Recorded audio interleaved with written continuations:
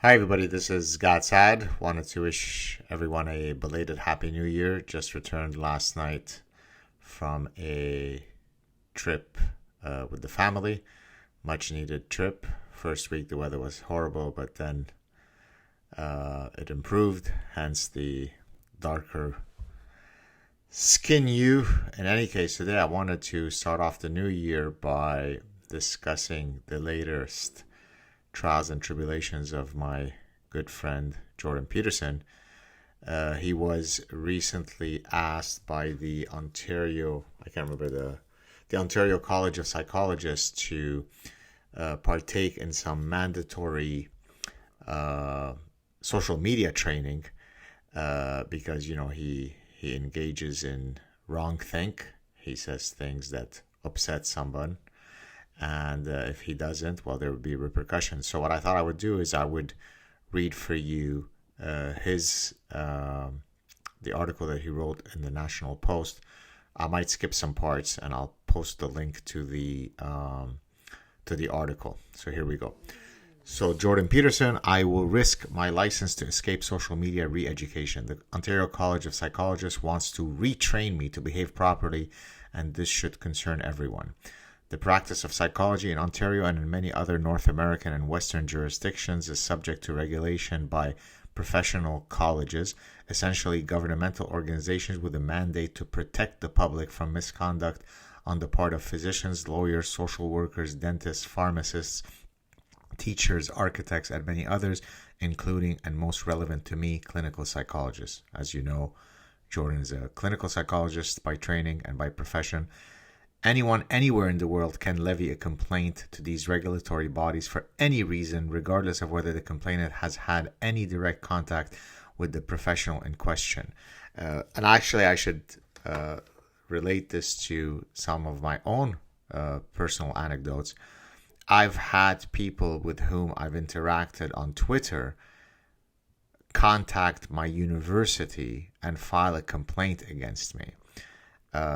Of course, I defended myself in no unequivocal terms, the idea being that it is absolutely insane and hallucinatory that someone who lives in Australia with whom I'm engaging in a spicy exchange can decide that they don't like the way the exchange has gone and therefore files a complaint against me with my employer, my university.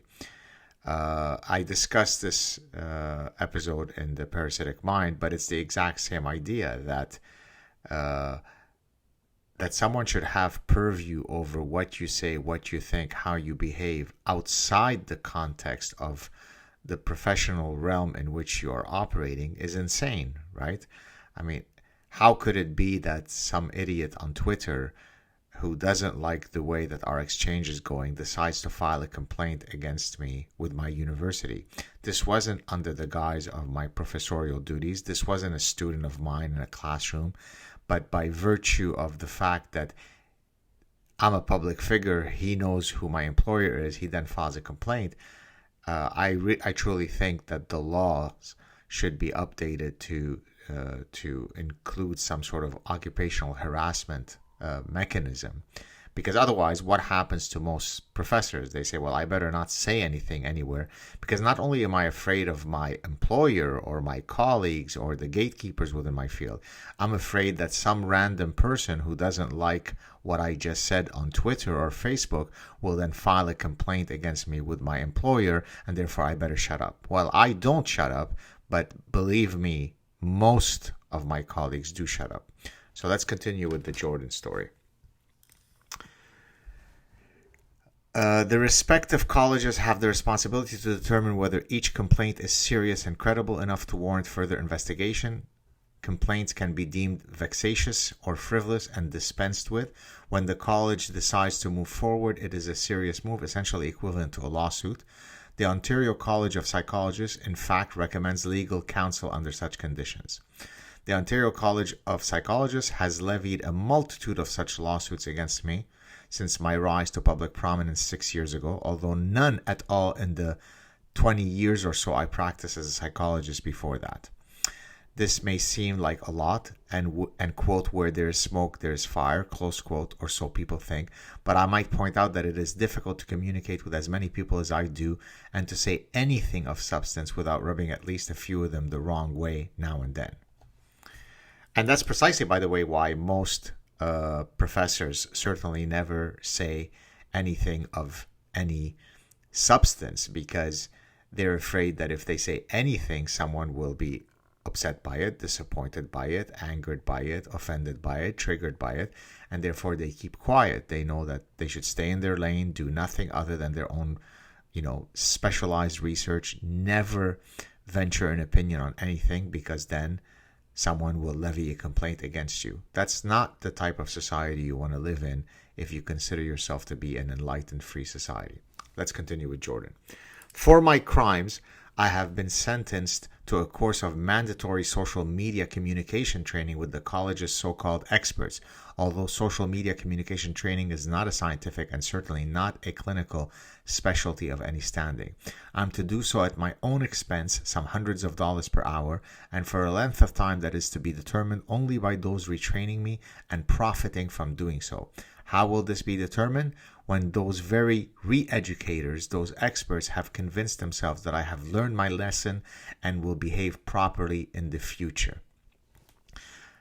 Then he shares a tweet. I won't read all of it.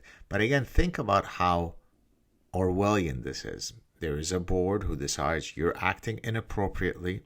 The complaint is not coming from one of your patients. It's not coming from one of your students. It's not coming from one of your colleagues. It's not for behavior that you engaged in while wearing the hat of a clinician or a professor. Someone was offended somewhere, they levy a complaint against you. That is insanely chilling. If I agree to do this, then I must admit that I have been unprofessional in my conduct and to have that noted publicly, even as the college insists that I am not required to admit to any wrongdoings. If I refuse, and I have of course refused, the next step is a mandatory public disciplinary session, inquiry, and the possible suspension of my clinical license, all of which will be also announced publicly. I should also point out that the steps already taken constitute the second most serious possible response to my transgressions on the part of the college. I have been placed in the category of repeat offender with high risk of further repetition. I mean, think about the term repeat offender. This is terms reserved for, people who beat their spouses, right? Repeat domestic abuser or repeat recidivist pedophile. For repeatedly engaging in wrongthink, Jordan Peterson is really at high recidivist risk. He may repeatedly state his own opinions as though, listen to this, as though he's a free individual with personal agency entitled to his own opinions. That's insane. We can't tolerate that in a free society. We can't have psychologists expressing their personal opinions on political matters, for example. That's insane. What exactly have I done that is so seriously unprofessional that I am now a danger not only to any new potential clients, but to the public itself? It is hard to tell with some of the complaints. One involved the submission of the entire transcript of a 3-hour discussion on the Joe Rogan podcast. But here are some examples that might produce some reasonable concern among Canadians who care about such niceties as freedom of belief, conscience, and speech. I retweeted a comment made by conservative leader Pierre Poilievre about the unnecessary severity of the COVID lockdowns. Already, not only is he retweeting a conservative politician, that's a big no-no. That is triggering. How could you be a serious clinical psychologist and not be in support of the Liberal Party? Right there, revoke his license.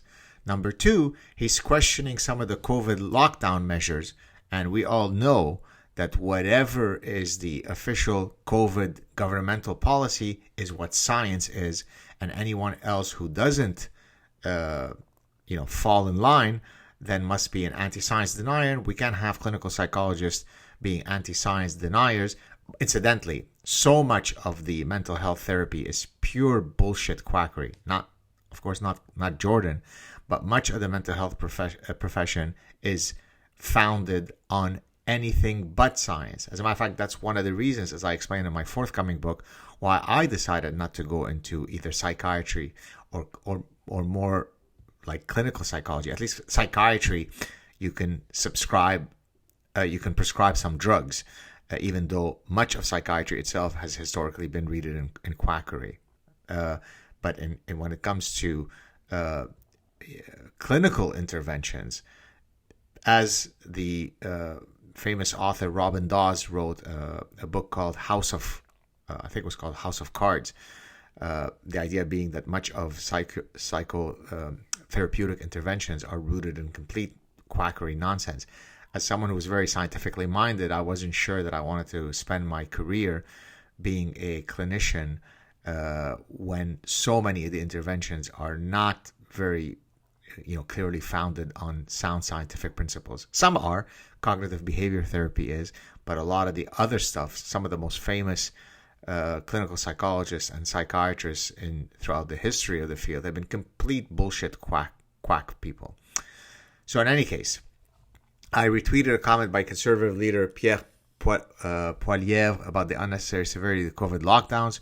I criticized Prime Minister Justin Trudeau. That itself should get your license revoked. Who in their right mind would criticize someone as reasoned and a true hero like Justin Trudeau? Only a crazy person would, and that's why a crazy person should not be a clinical psychologist. I criticized Justin Trudeau's former chief of staff, Gerald Butts. So even there's criticism, in terms of not by proxy, but by proximity. And so therefore, not only is it wrong to criticize Justin Trudeau, you shouldn't criticize anybody within Justin Trudeau's, sphere. I criticized an Ottawa city councillor, and I made a joke about the Prime Minister of New Zealand, Jacinda Ardern, who is the female version of Justin Trudeau. I did all that, quote, disrespectfully, by the way, in a horrific manner that spread misinformation that was, quote, threatening and, quote, harassing. A lot of these labels are in quotes. That was, quote, embarrassing to the profession. There are separate offenses: sexist, transphobic, incapable of the requisite body positivity in relationship to morbid obesity. This is in reference to when Jordan put out a tweet. I think that's what caused him to leave Twitter last year, where he said, sorry, but this is not attractive, in reference to a woman who was clearly overweight. So he doesn't have a right to his opinion on what constitutes an attractive phenotype, let alone that as a clinical psychologist, he's perfectly in the right to say, you know what, why don't you assume personal agency, try to be thinner, because if we know anything in medicine, that is that there are many negative downstream effects of being obese, and those negative downstream effects are certainly outweigh the kumbaya, body positivity, beautiful and healthy at any size. I lost 86 pounds. My blood pressure is certainly better. My back is much better.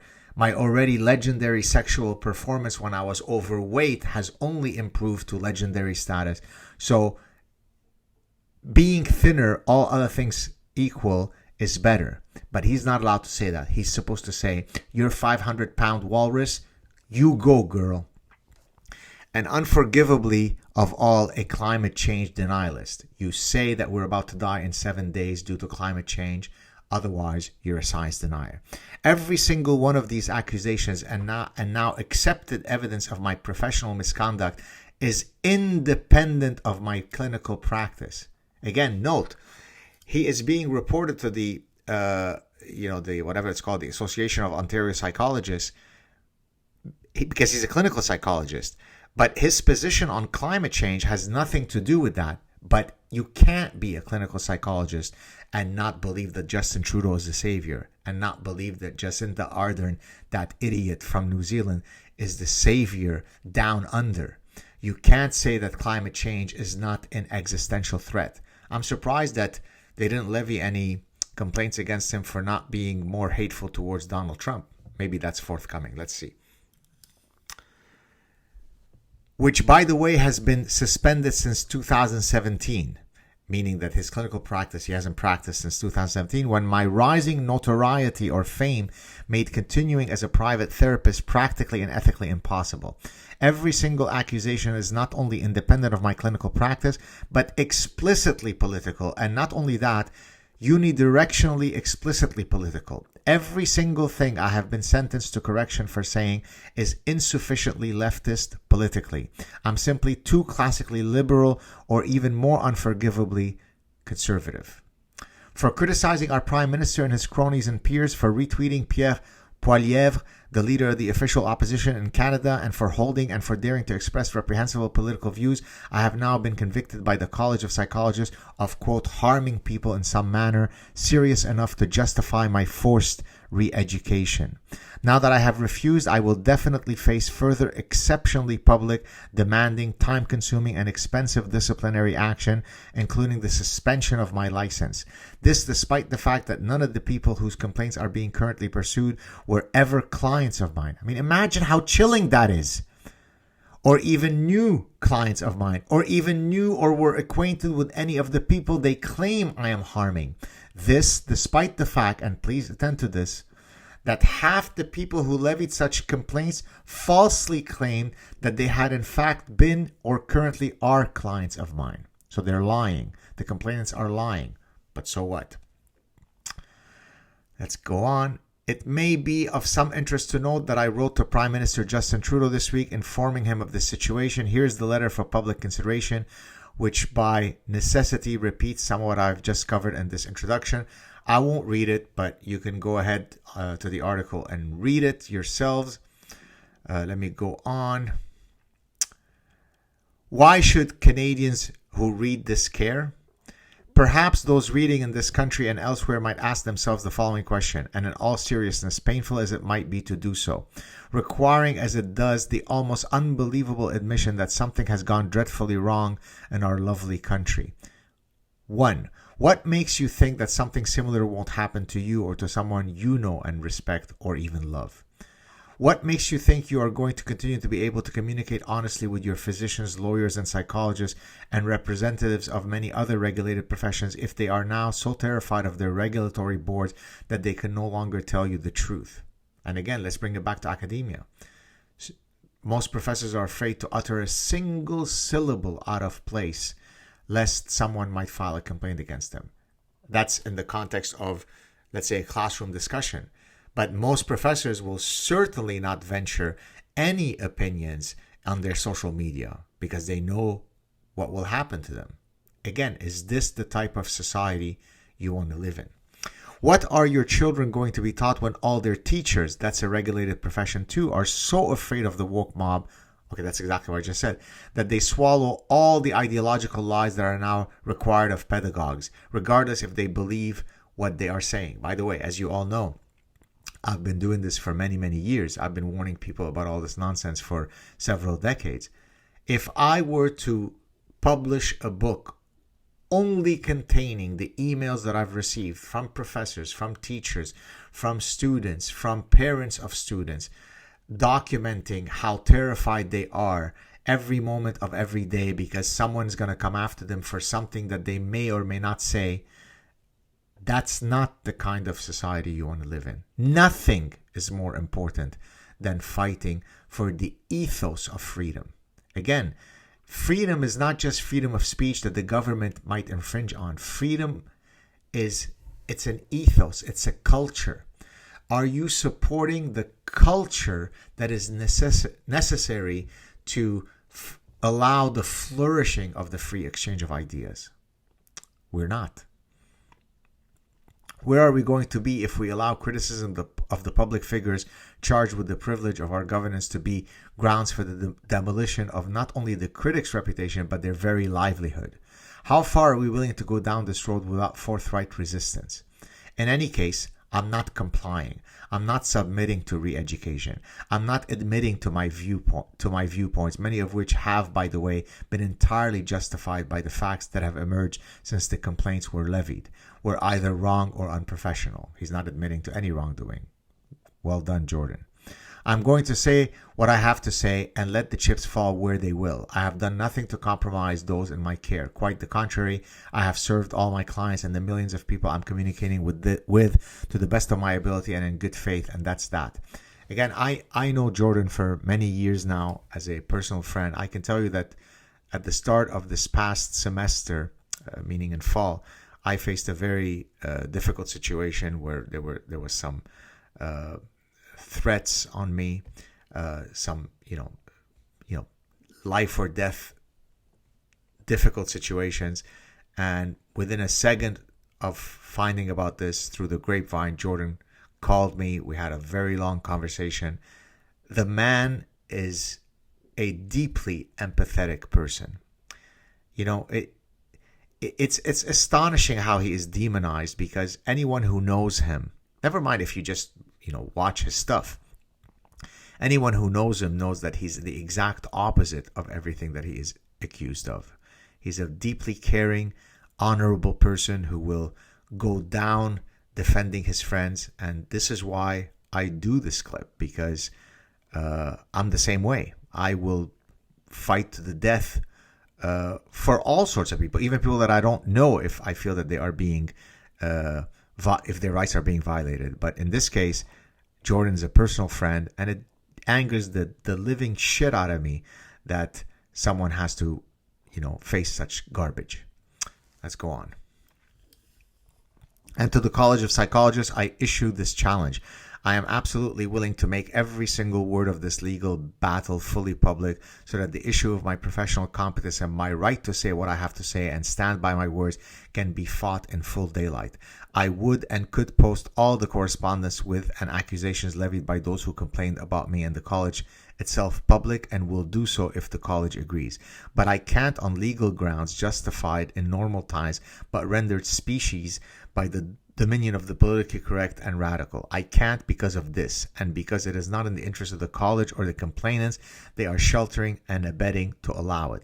They'll cite confidentiality concerns for their refusal because it's 100% okay for them to come after me publicly, while they and those who complained hide cravenly and cowardly behind the wall of self-serving and self-protective silence. Exactly right. And this, of course, does little but embolden those who have learned to weaponize college disciplinary processes and to give the accuser and his or her lackeys the upper hand, practically and legally.